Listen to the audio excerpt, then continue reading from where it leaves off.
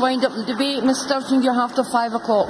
Thank you very much, Presiding Officer. This has been a good, fiery, passionate debate, and then we had Patricia Ferguson. But I jest there have been some extremely good contributions in this debate. I want to mention in particular, well, just let me, I'm about to mention you, Mr Smith, so be patient.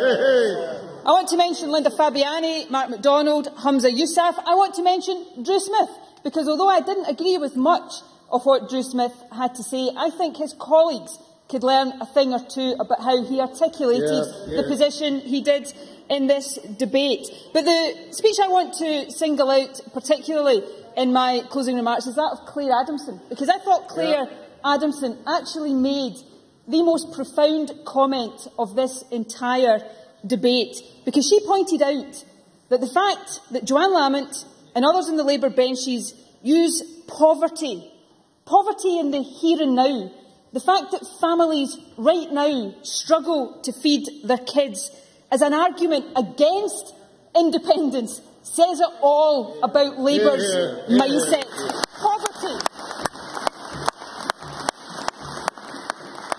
Poverty in energy-rich Scotland is the evidence that the status quo is not working. It's an argument for independence, not against it. Now, Presiding Officer, as everybody who knows me knows only too well, I am a consensus politician at heart, and therefore I was anxious to find something in each of the leaders' speeches that I could agree with. And let me tell you, I succeeded. Joanne Lamont at one point said that Labour had a vision for Scotland. And to an extent, she is right. The sad thing, though, is this. Labour's vision for Scotland is a Scotland where, in their view, it is better to be governed by the Tories than governed by people who live here. And that is not a vision for Scotland that I or many other people in Scotland share. Now, I'm afraid to say that finding something to agree with in Ruth Davidson's speech was just a wee bit tougher. But thankfully, I was helped out by a strategically placed Freudian slip on the part of Ruth Davidson. When Ruth Davidson said that an argument for staying within the Union was that we get to share the rewards, it sounded for all the world like share their wars. And, Presiding Officer, don't we just? And therein Ruth Davidson made one of the most compelling arguments for independence. With independence, never ever again would Scotland be dragged into an illegal war like we were in Iraq. But I have to say, Presiding Officer, Ruth Davidson's contribution was nothing to the outrageous contribution of Lewis MacDonald. He seemed to spend half his speech still arguing that Scotland has no right to a referendum at all, before he got to the end of his speech with a suggestion, what appeared as a suggestion, that Labour might not accept the result of the referendum at all. That's a dangerous road to go down, and I hope wiser heads, even Lewis MacDonald, might retract it. I'm very grateful for the Deputy First Minister for taking an intervention. Does she not accept that the very point I was making was that everyone does recognise that there is a mandate to hold a referendum, but the critical thing is that it is done on an agreed and understood legal basis in order that the result will be accepted, whatever the outcome? Cabinet Secretary. No doubt that that's how the referendum will be conducted, but let me move on.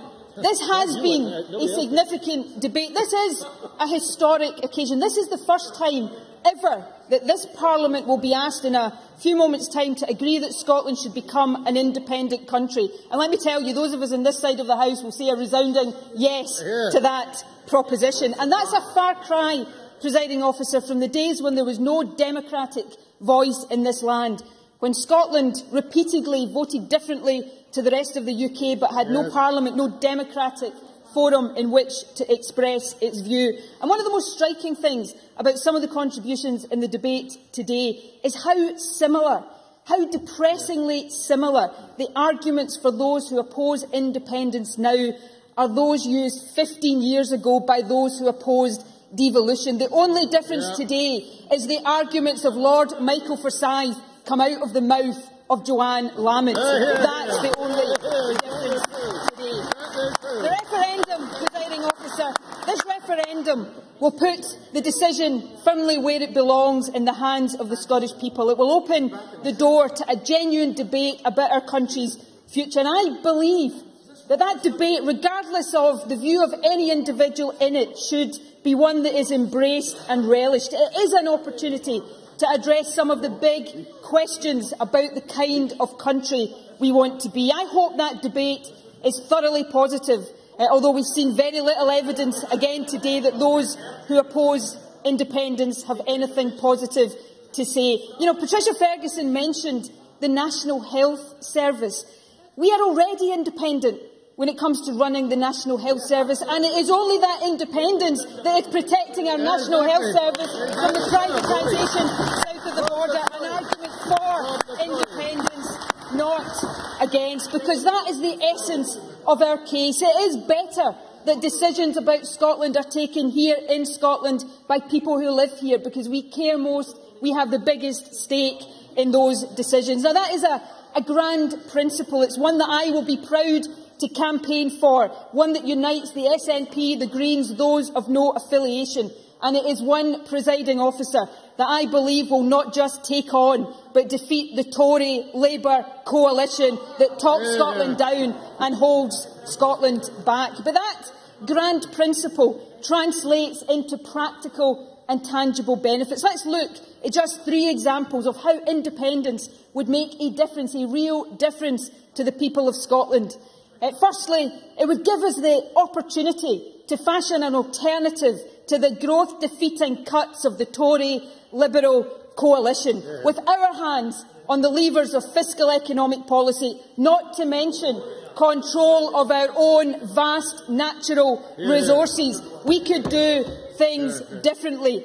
With tax and borrowing powers, we could boost growth and create jobs. Yes, I'll give way briefly. Briefly, Mr Brown. Was everything that Nicola Sturgeon said about the Bank of England on Sunday night true? Nicola Sturgeon. Yes. Moving swiftly on. Let's talk about welfare that the First Minister touched on earlier. Wouldn't it be better if, instead of opposing and condemning, this Parliament could stand up and protect the most vulnerable in our society with a welfare system that suits our values and suits our needs? And lastly, Presiding Officer, let me turn to nuclear weapons. Joanne Lamont's deputy said on Sunday night, Patricia Ferguson has repeated it today, that Labour oppose nuclear weapons. Now, they kept that pretty quiet during the long years in government when they were planning the replacement of the Trident nuclear missile system, but I'm happy to accept the conversion. But what's good? What is the good of opposing nuclear weapons when you want to lock us into a political system that would prevent us ever getting rid of Trident from our waters? There is no good whatsoever. Presiding Officer, independence is not unusual. Independence is the natural state of affairs. 150 countries, Willie Rennie, have become independent in the last 70 years alone. Independence is the natural future of Scotland, and that compelling case for independence will defeat the negativity of the Tory-Labour coalition, and Scotland will be a normal, equal, independent country.